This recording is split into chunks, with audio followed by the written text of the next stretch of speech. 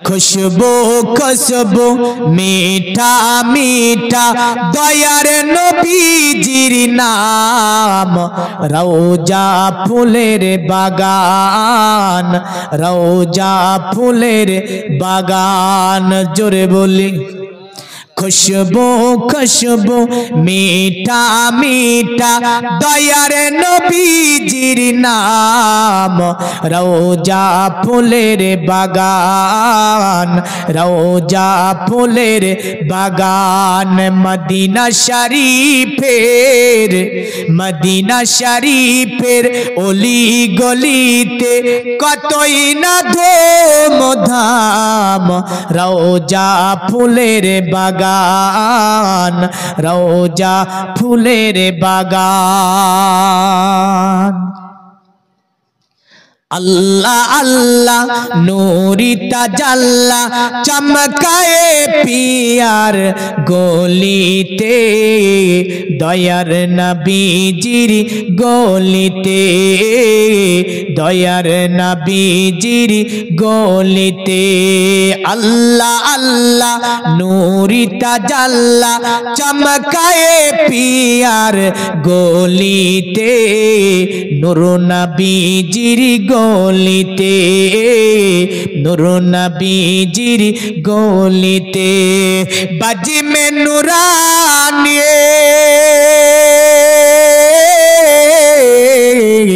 बाजी में नूरानी रात नूरानी देखो जन्नतेर बागान रोजा फुलेर बागान रोजा फुलेर ব্যক্তির নাম ছিল নরেন্দ্র বসিং তিনি বলল শোনো পৃথিবীতে মুসলমানদের কিতাবে যে ভুল নাই এই কথাটা তাকে বলে আমি কথা দিলাম মুসলমানদের কোরআনের মধ্য থেকে আমি ভুল বের করে দেব বলুন নাউজুবিল্লাহ এই মহিলা আপনার দাঁড়িয়ে বলল বিরাট আপনার সাংবাদিক সেখানে চতুর্দিকে ক্যামেরা লাগানো ছিল বললেন বলল মুসলমানদের কিতাব আল কোরআনে ভুল পাওয়া গিয়েছে ভুল পাওয়া যাবে তাকে বলল পৃথিবীতে কোনো বিজ্ঞান কোনো সাহিত্যিক কোনো মনীষী কোনো জ্যোতিষী এমন করে কোনো জ্ঞানী গুণী মুসলমানদের কিতাবের ভুল বার করতে পারলো না তুমি কেমন করে ভুল ধরবে নরেন্দ্র বসিং বলল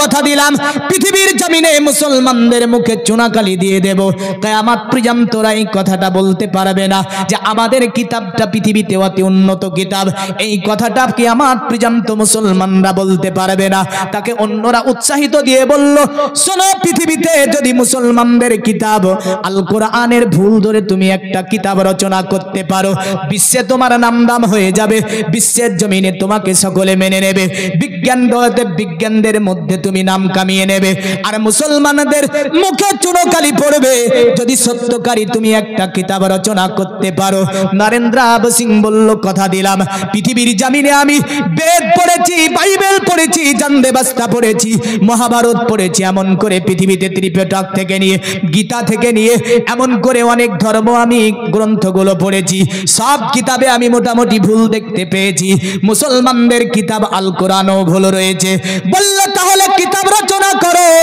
এ বিশ্বের মুমিন মুসলমান মনে রাখবেন আজকে আমরা কোরআন পড়তে শিখতে চাই না কোরআনের মাহফিলে আমরা এসে বসতে চাই না কোরআনের মাহফিল নাম করে আমরা নোংরামি করি বিভিন্ন জায়গাতে মনে রাখবেন মাহফিল যাওয়ার পরে বাজারে তিন আপনার ডবল মানুষ আর মাহফিলে আসার পরে কিছু মানুষ বসে আছে টুং টুং টুং টুং করছে মাহফিল এ জাতির উন্নতি না অবনতি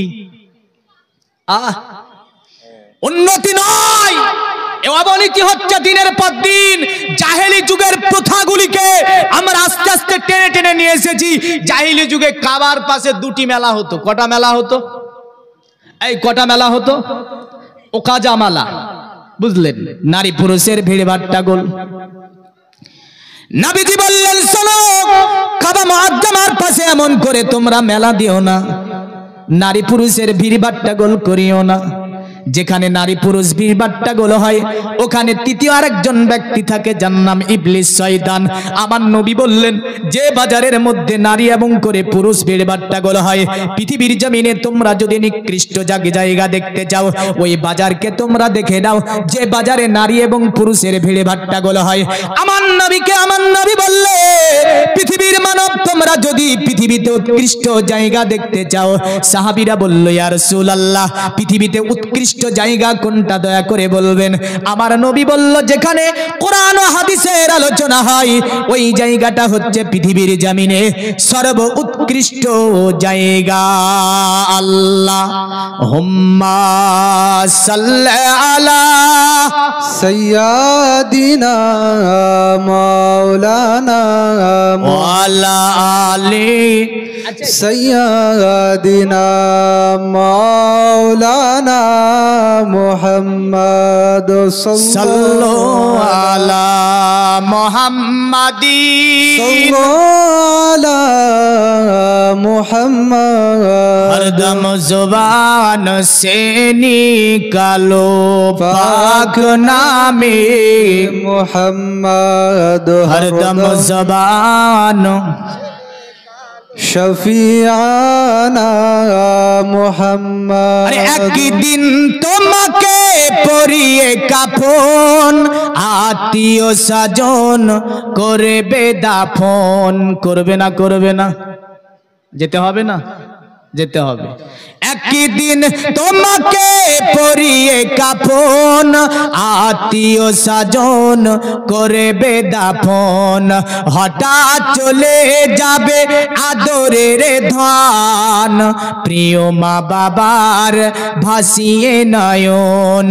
তৈরি থেকো তৈরি রেখো সুন্নতি আমালি মান, একদিন তোমারি নাম মসজিদে হবে এলান, একদিন তোমারি নাম মসজিদে হবে এলান।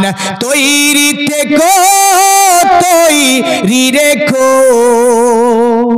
কবরে মান সামান, একদিন তোমারি নাম মসজিদে হবে এলান। নামে সামজারি করিবে এত বন্ধ হয়ে যাবে জীবন নাটক, বাহাদুরি থাকিবে না দেহে যাইবন, ফুরিয়ে বসন্ত আসিবে শ্রাবণ। তৈরি থেকো তৈরি রেখো কোরআনি আমালি মান, একদিন তোমারি নাম মসজিদে হবে এলান, একদিন তোমারি নাম মসজিদে হবে এলান। তৈরি থেকো তৈরি রেখো কবরে মান সামান, একদিন তোমারি নাম মসজিদে হবে এলান। আল্লাহুম্মা সাল্লি আলা মাওলানা মুহাম্মদ ওয়া আলা আলিহি।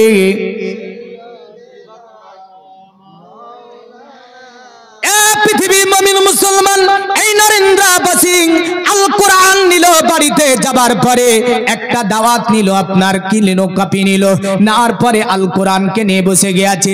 আল কোরআনের প্রথম পৃষ্ঠাটা খোলার পরে দেখছে কোরআন বলছে জালিকাল কিতাবুল লা রাইবা ফি, এটা এমন একটা কিতাব যে কিতাবের মধ্যে ভুল তো ভুল, ভুলের জায়গা পর্যন্ত পাওয়া যাবে না। জোরে বলেন সুবহানাল্লাহ।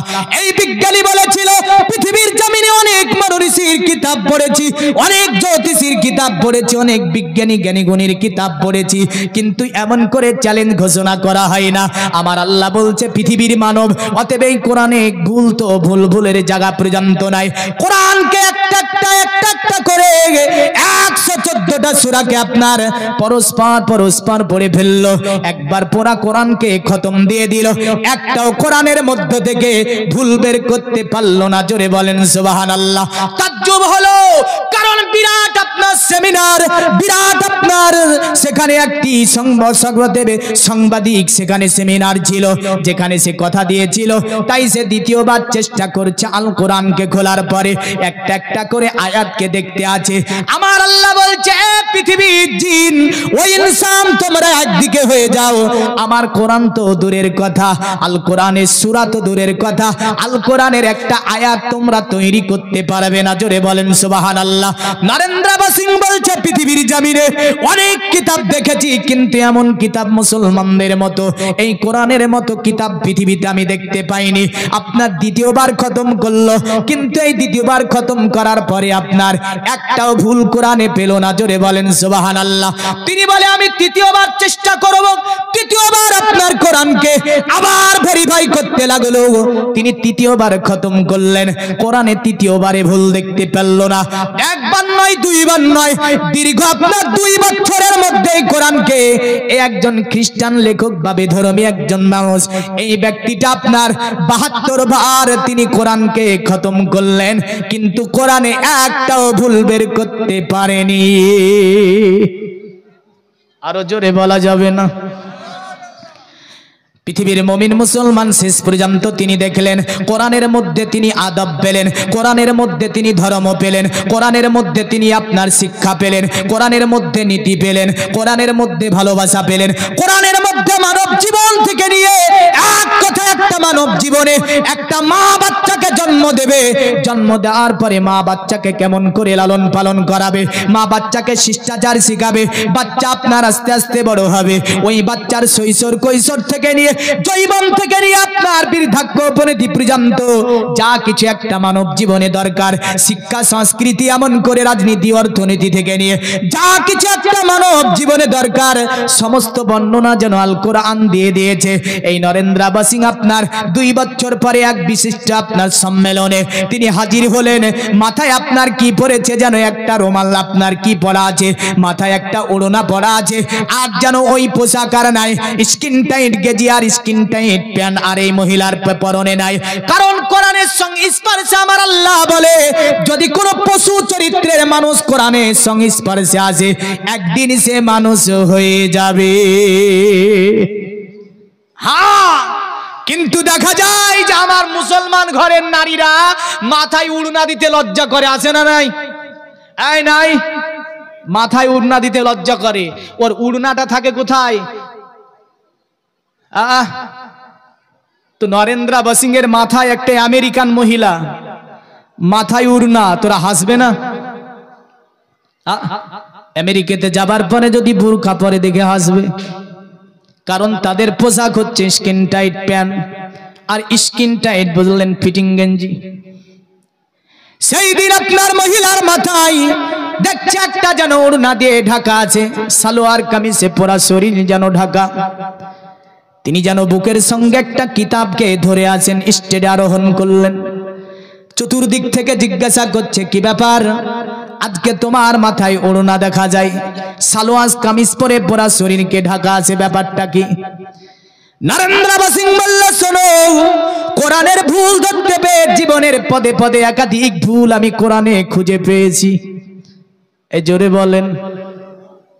আমি সভ্যতা পেয়েছি, আদর্শ পেয়েছি কোরআনের মধ্যে, কোরআনের মধ্যে ভালোবাসা পেয়েছি, কোরআনের মধ্যে নীতি পেয়েছি, কোরআনের মধ্যে আমি এক কথায় মানব জীবনে যা কিছু প্রয়োজন হয় সমস্ত কিছু কোরআনের মধ্যে খুঁজে পেয়ে গেছি। এই কারণে আমি পৃথিবীতে ধর্মকে চেঞ্জ করে ফেলেছি। তারা বলল তুমি তো বলেছিলে কোরআনের ওপরে ভুল ধরে একটা কিতাব রচনা করবে, কিন্তু দেখছি তোমার জীবনের ভুল কোরআনে পেয়ে গেছো।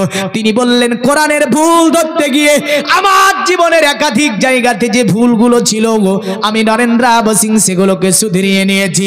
তাই তিনি বলল, শোনো, আমি কোরআনের বিরুদ্ধে উচ্চারণ করে একটাও কক্ষত্ব দূরের কথা কোরআনের মধ্যে ভুলের জায়গা খুঁজে আমি পাইনি। শুধু তাই নয়, আজকের স্টেজে আসার পিছনে এটাই হচ্ছে কারণ, কোরআনের ভুল ধরতে তোমরা কেউ যেও না। তবে আমি নরেন্দ্র সিং ধর্মকে পরিত্যাগ করলাম। আমি আজ থেকে পড়ে নিলাম লা ইলাহা ইল্লাল্লাহ মুহাম্মাদুর রাসূলুল্লাহ সাল্লাল্লাহু আলাইহি ওয়াসাল্লাম পড়ে আমি মুসলমান ধর্মে দীক্ষিত হয়ে গেলাম। এমন করে পৃথিবীর জমিনে অনেক আপনার অন্যান্য ধর্মের ধর্মজাতকেরা আসার পরে কোরআনের সংস্পর্শে এসে কোরআন পড়ে তারা মুগ্ধ হয়েছে, তারা ইসলাম ধর্ম গ্রহণ করেছে। এবার একটা উপদেশ, যিনারা কোরআন পড়া এখানে জানেন না এমন মানুষ আছে না নাই? আছে না নাই? গ্রামে 14টা করে জালসা হচ্ছে বুঝলেন, মৌলবীগুলো একদম শেষ। এই জালসা করতে করতে চিল্লাতে চিল্লাতে পরিবর্তন আছে? আছে। প্রতিটা জালসা থেকে একটা করে উপদেশ নেন, 10 বছর পরে জীবন ইসলামিক লেভেলে চলে আসবে। ঠিক বলছি না ভুল? কিন্তু এখন বলছি কি জানেন তো, যে আমরা কোরআনের দেওয়ানা, কোরআন আমরা পড়বো না। কি বলছে? কোরআন মাজিদের দেওয়ানা আমরা, কিন্তু কোরআন ওরা শিখবে না। তাহলে যিনারা জানেন না এমন 5টা ভাই হাত তুলে বলেন তো কোরআন শরীফ পড়া শিখে নেব। তবে মনে করবো আজকের এই চিল্লিয়ে চিল্লিয়ে ওয়াজ করাটা আমার সার্থক হয়েছে। 5 জন ভাই আমার হাত তুলে বলেন যে আমি কোরআন পড়া জানি না, কোরআন পড়া শিখে নেব। নাই? দেখেছেন? মনে হচ্ছে 5 লাখ টাকা চাইছি। হ্যাঁ না? একাধিক মানুষ এখানে কোরআন জানে না। বলতে পারবেন না ইনশাআল্লাহ কোরআন পড়া শিখে নেব? খুব ভয় লাগছে। খোদার কসম বলছি, কোরআন না পড়া শিখে যদি মারা যান, এর জবাব দিতে দিতে আপনি সেই দিন পস্তিয়ে বাঁচবেন না যে আমি কি করেছি, কোরআন কেন পড়া শিখিনি, কোরআন কেন পড়া শিখিনি। সেই দিন পস্তিয়ে কোনো লাভ হবে? হবে না। তাই আমি সকল মুসলমান, দিনদার, ইমানদার, পরেজগার, মুত্তাকি সকল কি বলছি, এই কোরআন অবশ্যই পড়া শিখে নেবেন ইনশাআল্লাহ। বলেন, এই জোরে বলুন ইনশাআল্লাহ। এটা বলতেও ভয় পায় মুসলমান, দেখেছেন? কিন্তু যদি জিজ্ঞাসা করা হয় কোরআনের ভালোবাসে, বলে হ্যাঁ বাসি, পড়বেন না। তাই তো বলেন যে আমরা নবীর দিওয়ানা, কোরআন পড়া শিখবো না। আরে আমরা নবীর দিওয়ানা, কোরআন পড়া ছাড়বো না। জোরে বলেন, এটাই তো হবে। আমরা নবীর দিওয়ানা, নামাজ কবু ছাড়বো না। জোরে বলেন, আমরা নবীর দিওয়ানা, সুদের টাকা নেব না। নেবেন? আমরা নবীর দিওয়ানা, রমজানের রোজাকে কবু বাদ দেব না। আমরা নবীর দিওয়ানা, আমরা কখনোই যৌতুক নেব না ইনশাআল্লাহ। বলেন। যুবকেরা মুখ কাটিয়ে বসে আছে বললেন, আর বুড়োরা বলছি ইনশাআল্লাহ। হ্যাঁ, ওরা নেবে, আর বুড়োরা তো নেবে না, ওদের দেখছে কাজ ছাড়া আমাদের। কিন্তু যুবকেরা চুপ আছে বললেন, যৌতুক ছাড়া চলবে না। দুনিয়ার মুমিন মুসলমান, আল্লাহর নবী তাই হজে দাঁড়িয়ে বলল, শোনো, পৃথিবীর জমিন থেকে আমি নবীও যদি চলে যায়, কিন্তু তোমাদের কাছে 2টি জিনিস রেখে যাচ্ছি। একটা হচ্ছে কিতাবুল্লাহ, আল্লাহর কোরআন। দ্বিতীয় নাম হচ্ছে সুন্নাতে রাসূলুল্লাহ, আমি নবীজি আমার হাদিস আমি রেখে যাচ্ছি। এই 2টি জিনিসকে তোমরা ফলো করে চলবে। কিয়ামত পর্যন্ত কেউ তোমাদেরকে অত্যাচারিত করতে পারবে না, কিয়ামত পর্যন্ত কেউ তোমাদেরকে নির্যাতিত করতে পারবে না। এই কারণে ইব্রাহিম আলাইহিস সালাম আজ থেকে 4000 বছর আগে কাবা মুআজ্জামার কাজকে তিনি কমপ্লিট করলেন। কমপ্লিট করার পরে তিনি বললেন, ওই কাবা চৌকাটের কাছে বসে আছে, বসে বসে আমার আল্লাহকে বলছে, ওগো আমার আল্লাহ, দুনিয়ার জমিনে তোমার দ্বীন ইসলামকে প্রতিষ্ঠিত করার জন্য দুনিয়াতে তুমি অনেক নবী রাসূল আল্লাহ পাঠিয়েছো। অতএব কাউকে দিয়ে তুমি 1000 বছর ধরে দ্বীন ইসলাম প্রচার করে নিয়েছো, কাউকে 500 বছর ধরে দ্বীন ইসলাম প্রচার করে নিয়েছো, কাউকে 200 বছর ধরে দ্বীন ইসলামের কাজ করে নিয়েছো, কাউকে তুমি আল্লাহ দুনিয়ার জমিনে 950 বছর ধরে ইসলামের কাজ তুমি করিয়ে নিয়েছো। যেমন নূহ নবী আলাইহিস সালাম পৃথিবীর জমিনে 950 বছর ধরে ইসলাম শিখালেন, মাত্র 39 জন মানুষ ইসলাম কবুল করেছিল। ইব্রাহিম বলছে, আল্লাহ তোমার কাবার কাজ আমি কমপ্লিট করে দিয়েছি। আমার আল্লাহ ইব্রাহিমকে বলছে, আমার নবী ইব্রাহিম, বলো তুমি দুনিয়ার জমিনে কি নেবে? তুমি যা চাইবে আমি আল্লাহ মজরি হিসাবে সেটা তোমাকে দিয়ে দেব। ইব্রাহিম আল্লাহকে বলছে, আল্লাহ ওগো আমার আল্লাহ, তোমার কাবার কাজ কমপ্লিট করার জন্য আমি ইব্রাহিম তোমার কাছে কোনো রাজত্ব চাইবো না, তোমার কাছে কোনো জমি জায়গা চাইবো না, তোমার কাছে আমি আল্লাহ আমি ইব্রাহিম আলাইহিস সালাম কোনো সুখ সাজজ্জের জীবন আমি চাইবো না। আমার আল্লাহ বলেছিল, ইব্রাহিম, আমার নবী ইব্রাহিম তুমি বলো কে নেবে? আল্লাহকে ইব্রাহিম বলছে, আল্লাহ তোমার কাছে যা চাইবো তুমি কি আমাকে সেটা দেবে? আমার আল্লাহ বলছে, ইব্রাহিম তুমি যা চাইবে আমি আল্লাহ সেটাই তোমাকে দিয়ে দেব, বলে তুমি কি নেবে? ইব্রাহিম বলছে, আল্লাহ পৃথিবীর জমিনে তোমার কাছে রব্বানা ওয়াবআস ফীহিম রাসূলাম মিনহুম। আমার আল্লাহ সূরাতুল বাকারা 2য় পারাতে ঘোষণা দিচ্ছেন, ইব্রাহিম আল্লাহকে বলল, রব্বানা ওয়াবআস ফীহিম রাসূলাম মিনহুম, ওগো আমার আল্লাহ তুমি আমার গোত্রের মধ্যে একজন নবী পাঠিয়ে দাও, যে নবীটা আসার পরে তোমার দ্বীন পৃথিবীতে কায়েম করবে, তোমার দ্বীন মানুষকে শিখিয়ে দেবে, তোমার দ্বীন মানুষকে জানিয়ে দেবে, তোমার দ্বীন প্রতিষ্ঠিত করবে দুনিয়ার জমিনে, তোমার দ্বীন কায়েম করবে দুনিয়ার জমিনে।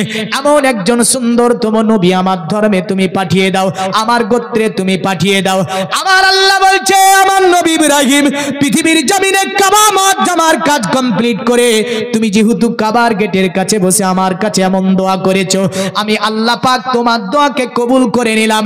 এ ইব্রাহিম, আর তোমার সঙ্গে হাত তুলেছে ইসমাইল আলাইহিস সালাম, আমি আল্লাহ ইসমাইলের বংশে মাত্র একজন নবীকে পাঠিয়ে দেব, ওই নবী যাবার পরে পৃথিবীতে দ্বীন কায়েম করবে, মানুষকে কিতাব শিখিয়ে দেবে, দ্বীনে ইসলাম মানুষকে বুঝিয়ে দেবে, দ্বীনে ইসলাম মানুষকে জানিয়ে দেবে।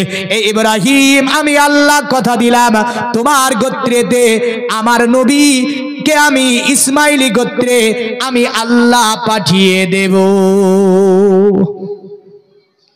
প্রতিটা নবীর একটাই কাজ ছিল, মনে রাখবেন, দ্বীনে ইসলাম দুনিয়াতে কায়েম করা, আল্লাহর কিতাব মানুষকে শিখানো, আল্লাহর কিতাব মানুষকে জানানো, আল্লাহর কিতাব মানুষকে পড়ানো, দ্বীনে ইসলাম সঠিকভাবে মানুষের কাছে পৌঁছে দেওয়া, এটাই প্রতিজন নবীর কাজ ছিল। এই কারণে দ্বীনে ইসলাম থেকে আমরা এখানে বসেছি, ওই নবীদের সুন্নাহ ফলো করে নিয়াত থাকবে ইসলাম জানবো, ইসলাম শিখবো, ইসলাম কি জিনিস এটা বুঝবো। এই নিয়াত যদি থাকে তাহলে ভালো, আর যদি এর ব্যতিক্রম হয় তাহলে গেল, হ্যাঁ না? তাহলে আমাদের নিয়াত থাকবে দ্বীনে ইসলাম জানবো। তো আমার নবী সাল্লাল্লাহু আলাইহি সাল্লাম তিনি এই কারণে দুনিয়ার জমিনে আসলেন কোন গোত্রে? এই বলেন, ইসমাইলি গোত্রে। কোন গোত্রে আমার নবী আসলেন? ইসমাইলি গোত্রে। আচ্ছা বলেন তো, আমার নবী সাল্লাল্লাহু আলাইহি সাল্লামের বাবার নাম কি? এই বলেন, নবীর বাবার নাম জানেন না? আব্দুল্লাহ। কি নাম? নবীর বাবার নাম আব্দুল্লাহ। আব্দুল্লাহর বাবার নাম? আব্দুল মুতাল্লিবের বাবার নাম হাসিম।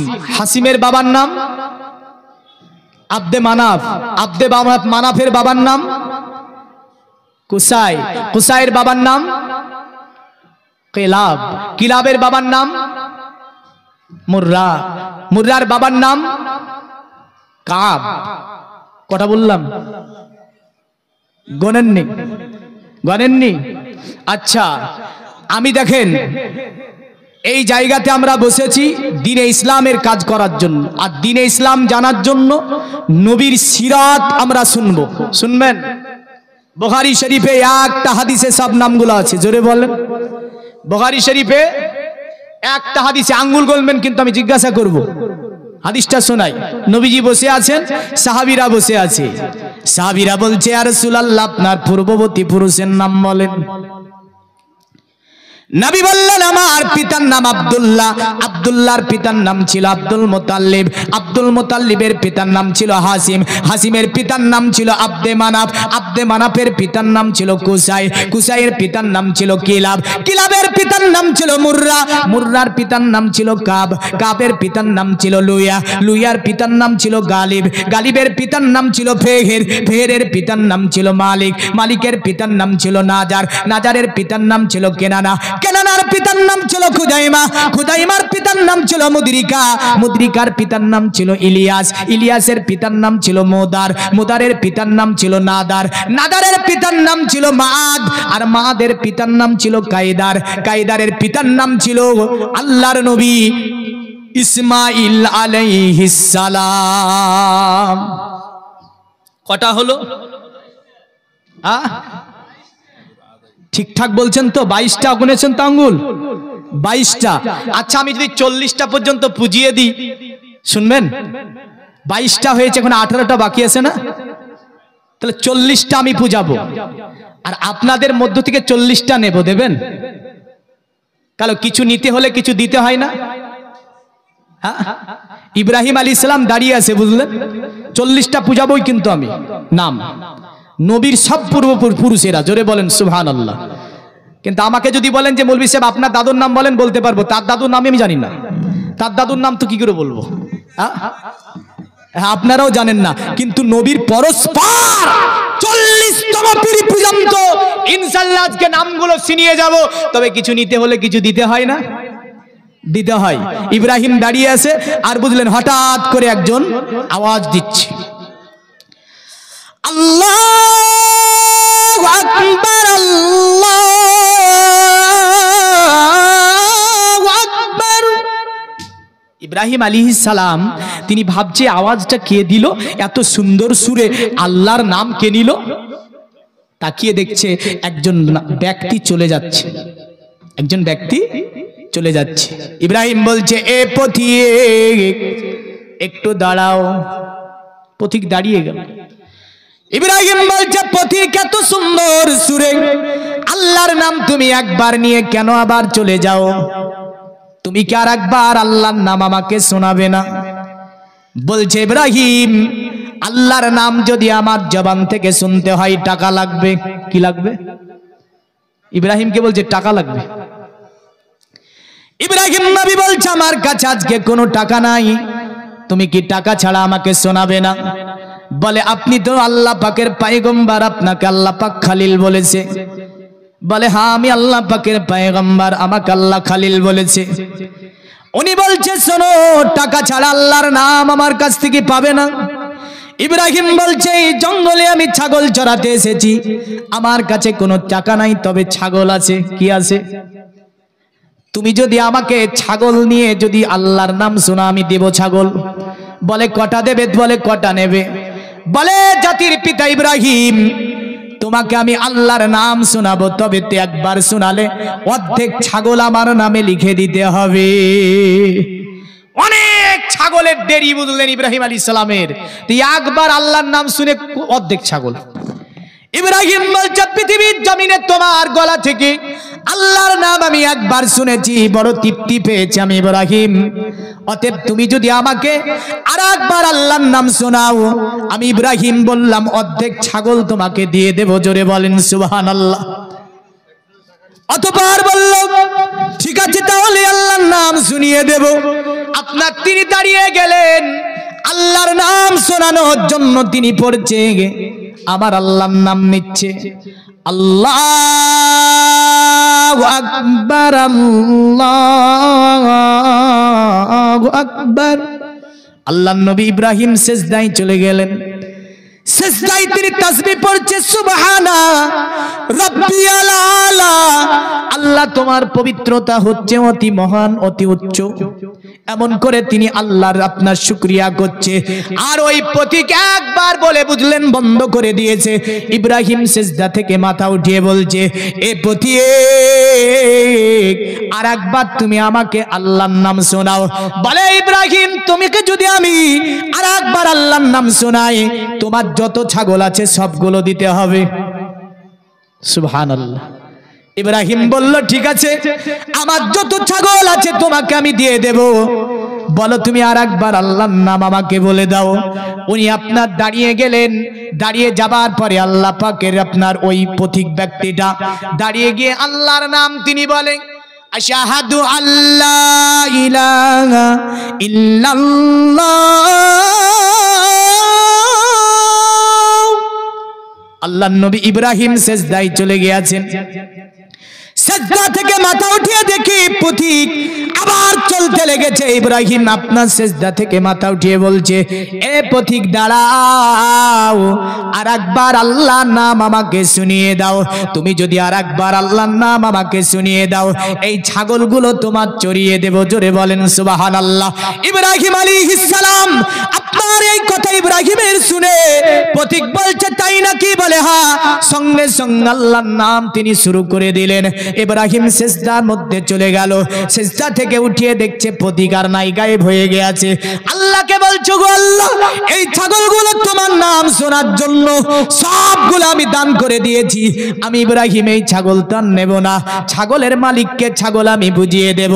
কারণ মুসলমান তারা হয় যারা কথা দিয়ে কথা রাখে। মুসলমান তারা হয় যারা মিথ্যা বলে না। মুসলমান তারা হয় যারা চুগলামি করে না। মুসলমান তারা হয় যারা ওয়াদা খেলাপ করে না। মুসলমান তারা হয় যাদের যারা আপনার আমানতের খেয়ানত করে না। তারাই হচ্ছে পৃথিবীতে সচ্চা মুসলমান। ইব্রাহিম বলছে, আল্লাহ কথা দিয়েছি, কথা মোতাবেক ছাগলগুলো তাকে বুঝিয়ে আমরা বাড়ি চলে যাব। আমার আল্লাহ বলছে, ইব্রাহিম, আমার নবী ইব্রাহিম পৃথিবীর জমিনে অন্য কোনো দুনিয়ার মানব ছিল না। ইব্রাহিম উনি হচ্ছে আমার ফেরেশতা জিবরাইল আলাইহিস সালাম। কে ছিল উনি? জিবরাইল আলাইহিস সালাম। বলে, ইব্রাহিম তুমি পরীক্ষায় উত্তীর্ণ হয়েছো, পাস করেছো, অতএব তোমাকে আমার ফেরেশতা জিবরিল পরীক্ষা নিতে গিয়েছিল, তুমি পরীক্ষায় পাস করেছো। জোরে বলেন। তাহলে এখন যেহেতু 40টা নাম আমি শোনাবো বলেছি, ইনশাআল্লাহ বুঝিয়ে দেব।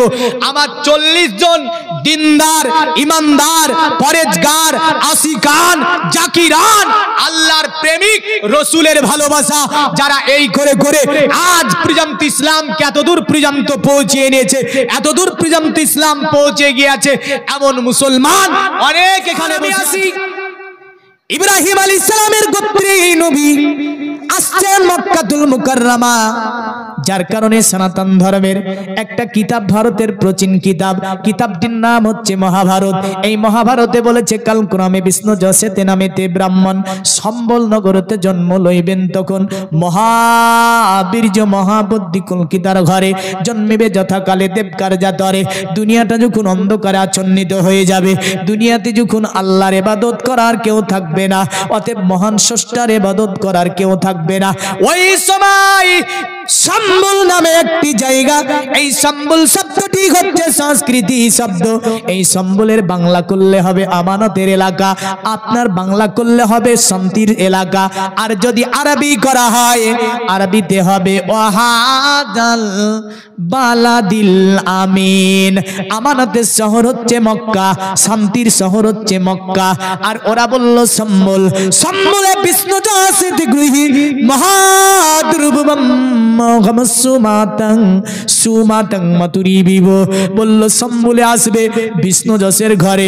বিষ্ণু যশ শব্দটি সংস্কৃতি শব্দ।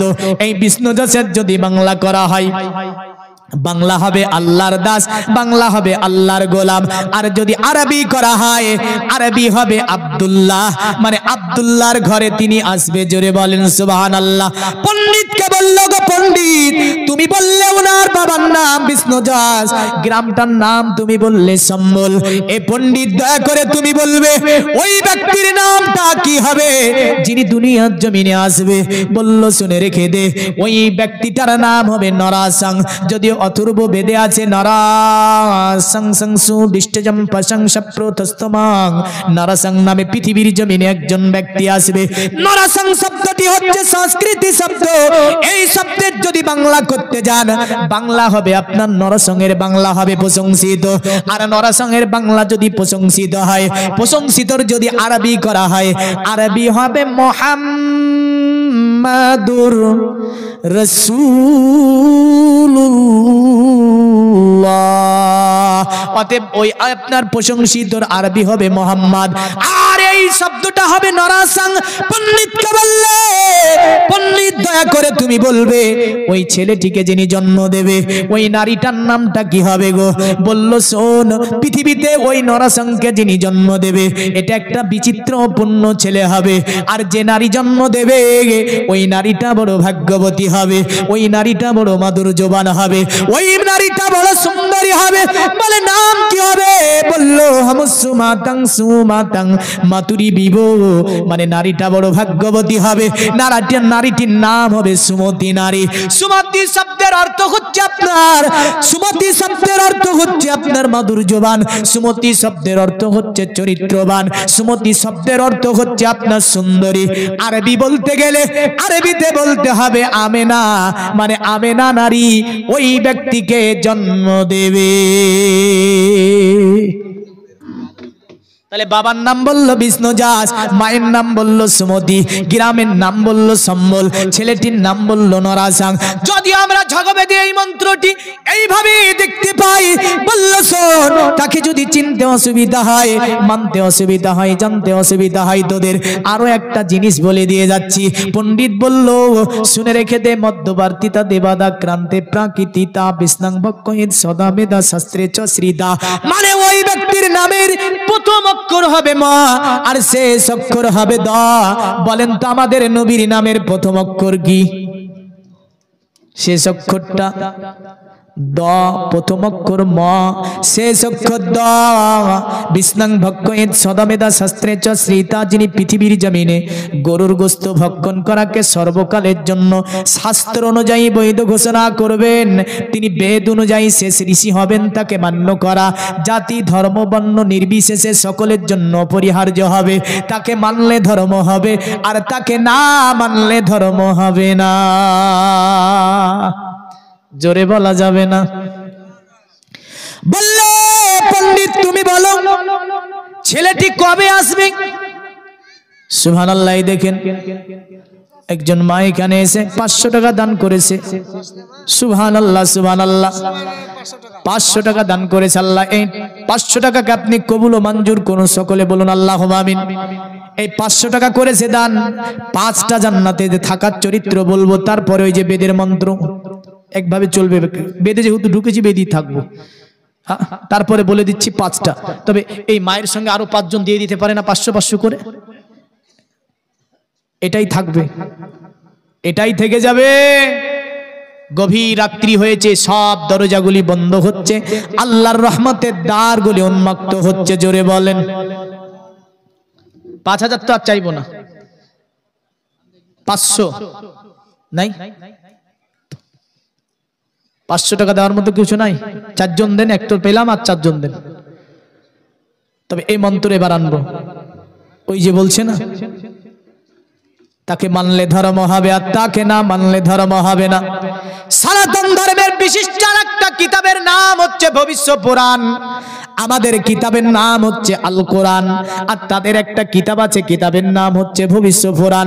তাতে লিখেছে তসলিলন্তরে মিলোচ্চাচার্যেন সম্ভাবিত মাহমাদিতি খ্যাত শিক্ষো শাখা সম্ভাবিত নিপ্রুষিচাপ মহাদিবং মোর স্থল নিবাসী নমো গঙ্গা জনিষ্ঠ সংস্নপ্য পঞ্চগব্য সম্ভবিতে নমস্তে বিরিজানাত মিরিস্তারো নিবাসিনে।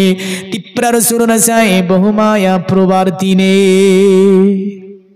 মানে বলতে হবে না, মানে লাগবে না, লাগবে না, বোঝা গেছে? যাইনি, মানে লাগবে। মানে বলে দিয়ে বললো তসলন্তরে মিলচ্চাচার্যেন সম্ভাবিত মাহমাদিতি খ্যাত শিক্ষক শাখা সম্ভাবিত। এ দুনিয়ার মানব, মাহমাদ নামে একজন ব্যক্তি দুনিয়াতে আবির্ভাব ঘটবে। তিনার চরিত্র বড় মধুর হবে। তিনার চরিত্রের দলে দলে এসে মানুষ তার হাতে বায়াত নেবে। দলবল নিয়ে তিনি মক্কার চতুর্দিককে শাসন করবে। জোরে বলেন। শুধু তাই নয়, পৃথিবীটাকে যিনি বাসযোগ্য করে তুলবে তিনি হচ্ছে আব্দুল্লাহর ছেলে মোহাম্মদ। দুনিয়ার জমিনে যিনি শান্তি কায়েম করবে তিনি হচ্ছে আব্দুল্লাহর ছেলে মোহাম্মদ। দুনিয়াটাতে যিনি মানুষকে মানব হিসাবে প্রতিষ্ঠিত করবে তিনি হচ্ছে আব্দুল্লাহর ছেলে মোহাম্মদ সাল্লাল্লাহু আলাইহি সাল্লাম। শুধু তাই নয়, বলল দুনিয়ার জমিনে তিনি কোথায় আসবে? বড় মরুস্থল নিবাসিনে, মানে তিনি এক মরুর প্রান্তরে জন্ম নেবে। আরবকে আপনার মরুর প্রান্তর বলা হয়। এই আরব হচ্ছে মরুভূমির এলাকা। তারা বলল মরুর প্রান্তরে জন্ম নেবে। তবে শোন, যদি শান্তি পেতে চাস, দুটি জগতের কল্যাণ যদি করতে চাস, মুহাম্মদ সাল্লাল্লাহু আলাইহি সাল্লামের কদম তলে চলে যা। তিপ্রা রাসূলুন সাই বহুমায়া প্রবর্তিনে ৬০০০ বছর আগে বলেছিল তিপ্রা রাসূলুন সাই বহুমায়া প্রবর্তিনে, ও গো নবীজি দয়া করে তোমার কদমে কিয়ামতের দিন আমাদেরকে আশ্রয় দেবে, আমাদের জীবনটা ধন্য হয়ে যাবে। একজন ছোট্ট বাচ্চা এসে ৫০০ টাকা দিয়েছে দান। আর একজন চাচা আমার এখানে এসে অনেকগুলি টাকা দেখছে, দেখেন ২০০, ৭০০, ৮০০, ৯, ১০, ১১, ১২, সুবহানাল্লাহ সুবহানাল্লাহ, ১২০০ টাকা ৫ কিলো রাই। জোরে বলবেন না। এই ধরেন ৫ কেজি রাই, ৫ কেজি গম, ১২০০ টাকা। নারায়ে তাকবীর, নারায়ে রিসালাত, ইয়া রাসূলুল্লাহ। আল্লাহ চাচার দানকে কবুল করুন, আমিন। হায়াতকে বাড়িয়ে দিন আল্লাহ, সুখ বিসুখ থেকে হেফাজত করুন। আত্মীয় স্বজন যারা অন্ধকার করে তাদের কবরগুলোকে কুশাদা মানোয়ার করে দিন। সকলে বলুন আমিন, আল্লাহুম্মা আমিন। অনেকের পকেটে টাকা আছে, এই চাচা তো এত ইনকাম করতে পারে না, বড় কষ্ট করে গুছিয়ে রেখেছে। আমার যুবক এখানে অনেকই বসে আছে যাদের পকেটে অনেক টাকা আছে, কিন্তু ভাবছে একবার দেব, একবার দেব না, দেব একবার দেব না। শয়তান বলছে দিস না, আর নাফসে লাওয়ামা বলছে রে বান্দা দিয়ে দে। দুনিয়াতে অনেক খরচ করেছিস, কিন্তু মনে রাখবি এটাই তোর জন্য জমা থাকবে। জোরে বলেন। ৫ কেজি গম, ৫ কেজি ভুট্টা নাকি? আচ্ছা, ৫ কেজি রাই সরিষার, ১০ কেজি গম, আবার ১২০০ টাকা। ইনার সঙ্গে আর একজন হওয়া যায় না, নাই? কারণ ভবিষ্যৎ পুরাণ বলছে তিপ্রা রাসূল নাসাই বহুমায়া প্রবর্তিনে, নবীর কদমে যদি কিয়ামতে তুমি জায়গা পাও তোমার জীবনটা ধন্য হবে। জোরে বলেন। তাহলে নবীর কদম চান না? চান না? তো নবীর কদম চাইতে গেলে তো আমাদেরকে কিছু আমাল করে যেতে হবে।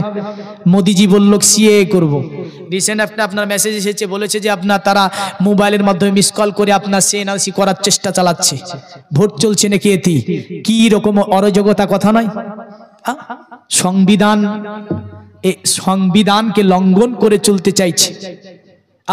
তো মোদিজি যখন বলল সিএ করব, এনআরসি করব, তখন আমরা বুড়ো থেকে নিয়ে সবাই গিয়ে পঞ্চায়েতে লাইন দিয়েছিলাম।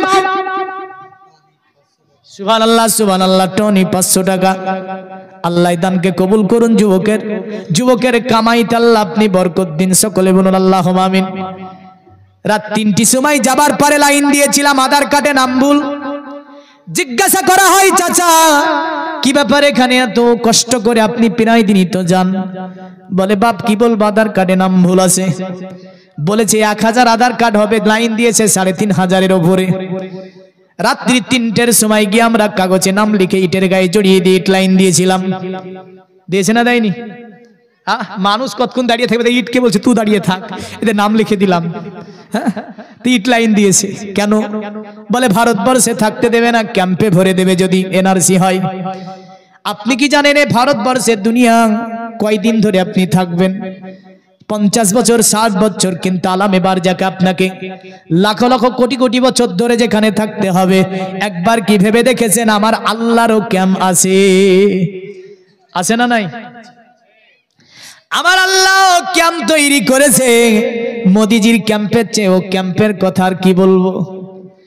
এই ক্যাম্প এত খতরনাক, আমার আল্লাহ যে ক্যাম্প তৈরি করেছে বললেন, আরে যে আগুন ভয়াবহ ৭০ গুণ, যে আগুনে পড়ে কেউ হবে না তখন, মৃত্যুর পরে শুধু পাবে চিৎকার, কষ্টে নিজেকে শুধু দেবে ধিক্কার। সুবহানাল্লাহ। বাচ্চা এসে ৩০০ টাকা দান করেছে, আল্লাহ বাচ্চার দানকে কবুল করে নিয়ে বাচ্চার আশাকাঙ্ক্ষাকে পূর্ণ করুন, আত্মীয় স্বজন যারা অন্ধকার করে তাদের কবরগুলোকে কুশাদা মানোয়ার করুন, সকলে বলুন আল্লাহ আমিন। একটু চটচট করে দিয়ে যাবেন, এর মধ্যে দোয়া করে দেবে গজলটার মধ্যে।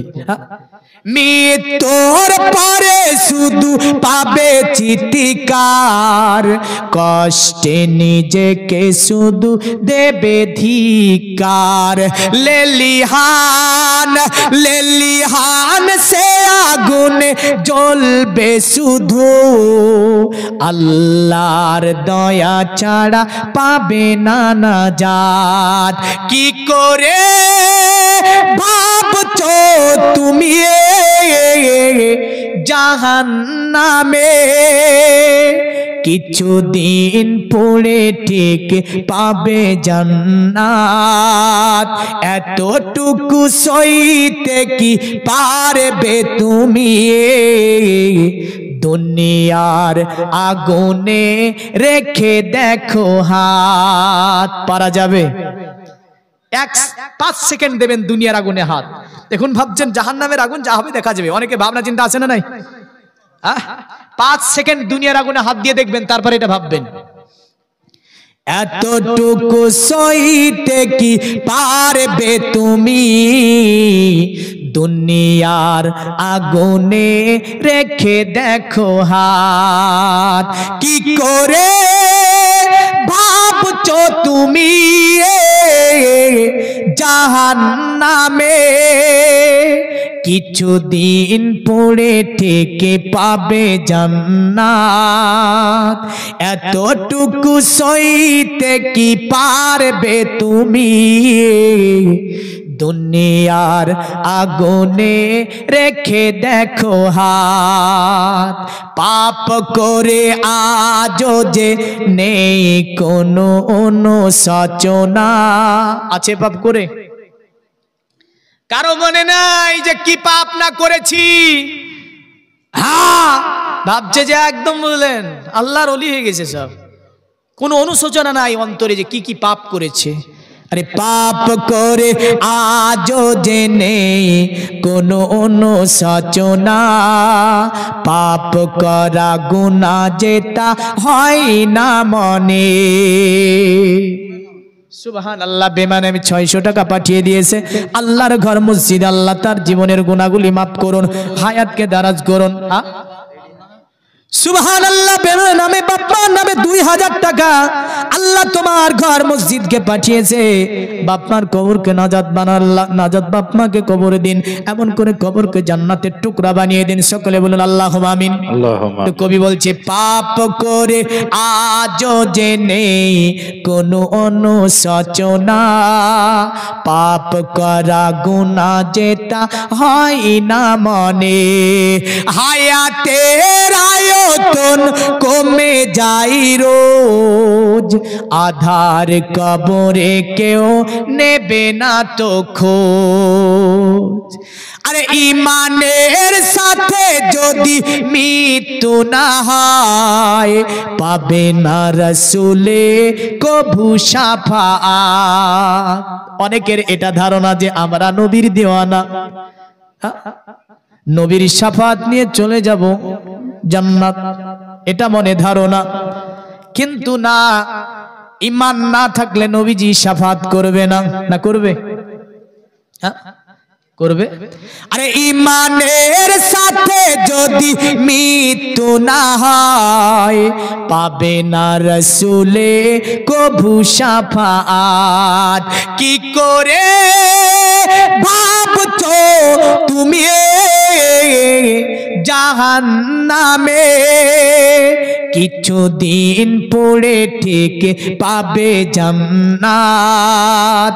এতটুকু সইতে কি পারবে তুমি দুনিয়ার আগুনে রেখে দেখো হাত। জোরে বলুন।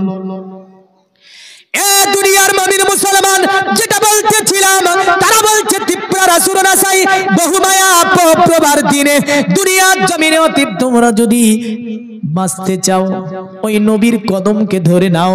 যদি নবীর কদমকে ধরে নিতে পারো তাহলে তোমরা আল্লাহর জান্নাতে চলে যাবে। আরো জোরে বলা যাবে না? আরো জোরে বলুন নারায়ে তাকবীর। বলে দিয়ে যাই, তারা বলল শুনে রেখে দি দুনিয়ার জমিনে ওই ব্যক্তিকে যে ব্যক্তি মেনে নিতে পারবে। অথর্ব বেদে আছে, শুনে অথর্ব বেদে এইভাবে আছে, অস্ম মাসু গমারুহে দেবদত্তং জগৎপতি হসিনা সাধু দমান নমস্তে সবার যে গুণা নিবিতান চিররান্না সোনা খোনাং হয়ে না প্রতি মুদ্দাতিং রিপ্রয়িং 14 কোটি সোনি অনুসাদিং অথত সংভবি সন্তি মনংসি বিসদানিবে বচুদে বাঙ্গার গাতি পুণ্য গন্ধা নিষ্প্রিসম পৌরজন পদনং বে হাতিস কিনা সুস দেবা ধর্মা কিত্র যুগা দেবা লকচচারা হুষ্ট পুষ্ট সন্তুষ্ট কলকুর জুনি চাবুবা ননা দেবা দিলিঙ্গে সুভূষানে ভূষি যেজু চ ইন্দ্র জালি বুদ্ধতি কল্পকা পূজা কা জানা ন সন্তি। বল্ল শুনে রেখে দে এ দুনিয়ার মানব, ওই যে নরসং যিনি সুমতির ছেলে, নাম হচ্ছে বাবার নাম বিষ্ণুদাস, যিনি আসবে সম্বল নামে শহরে, উনি হবে দুনিয়ার জমিনে এমন একজন ব্যক্তি, ওই কলকি অবতার দুনিয়াতে পদার্পণ করলে উনি হবে বিশ্ব মানব, তার সঙ্গে কোনো মানুষের তুলনা হবে না। আরে কোম্পানি এসে বলছে নবী আমার মতো, কোনটা মানবেন? এ ভেজাল কোম্পানি, মানচুরি করা কোম্পানিকে মানা যাবে? মানা যাবে না। মানতে হবে কোকে? মানতে হবে কোরআন এবং করে হাদিসকে, মানতে হবে রসুলের সাহাবীদেরকে। জোরে বলেন। এ ভেজাল কোম্পানি বলছে ও নিজেই ভেজাল, এমন পেটে এনেছে বাজারে এসে বলছে খাবে তো সব রোগ। একটা কোন দেখা যায় না, ওই যে ফুটপাতে বসে বলে না vitamin A, vitamin B, vitamin C, vitamin D, A ও বি ডি যা আছে বুঝলেন, একটা শিশিতে সব। কয় হাজারের 1500 টাকা দাম। ওরে বাবারে, তোর যদি 1500 টাকা দিয়ে এক শিশি দিয়ে দুনিয়া সব অসুখ ভালো হতো, এমবিবিএস পড়তে হতো না কাউকে, ওই এক শিশি খেয়েই সব ভালো হয়ে যেত। এতে দেখা যায় চারিদিকে ঘিরিয়ে নিয়ে আপনার যুবক দেখছে, বলে কি কি ভালো হবে? বলে দুনিয়া সব ভালো হবে। বলে তাই? বলে হ্যাঁ হ্যাঁ ভালো হবে, এ টু জেড। কয় টাকা দাম? 1500 টাকা। তো বাড়িতে নিয়ে এসে কেটেছে বুঝলেন, খুলে ওটাকে পান করে, তোর মধ্যে শুধু পচা গুড়ের শরবত ভরা আছে। কি গুড়ের? ভালো গুড়টাও দেয়নি বুঝলেন, ওই পচা গুড়ের শরবত দিয়ে কম্পিউটার থেকে একটা কম্পিটিশন বের করেছে, করে উপরে চিপকে দিয়েছে। এই কোম্পানিটা হচ্ছে তাই। এরা বলছে জাল হাদিস মানি না, সহি হাদিস মানি। এটা কি আর 14 গোষ্ঠী নাকি সহি হাদিস মেনে এসেছে? আসলে ব্যাপারটা তা নয়, এ পেটেন্ট লাগিয়েছে সহি হাদিসের। আর দেখতে গেলে দেখা যায় এই কোম্পানি হচ্ছে ওই রোজভ্যালির মতো ইমান চুরি করা কোম্পানি, বুঝলেন? এর পেটেন্ট দেখে যদি ফেসে যান, পচা গুড়ের শরবত পাবেন। খবরদার, এর পেটেন্ট দেখে, এর কম্পিটিশন দেখে আমাদেরকে ফাঁসা যাবে না, খবরদার। তো যাই হোক, সূরা আল ইমরানের যেটা বলছিলাম, ওই মন্ত্রটা মানে করতে গেলে অনেক দিকে যাবে। এতেও বলেছে, তবে শুনে রেখে দে, উনি যিনি হবে তিনি হবে বিশ্ব মানব, তিনার সঙ্গে কারো তুলনা হবে, নবীর সঙ্গে কারো তুলনা হবে না। তারপরে বলল চিররান্না সোনা খোনা ঘয়না প্রতি মুদ্দাতিং, যিনি হবে তিনি নূর। জোরে বলেন। এক কোম্পানি এসে বলল নবীকে মাটি।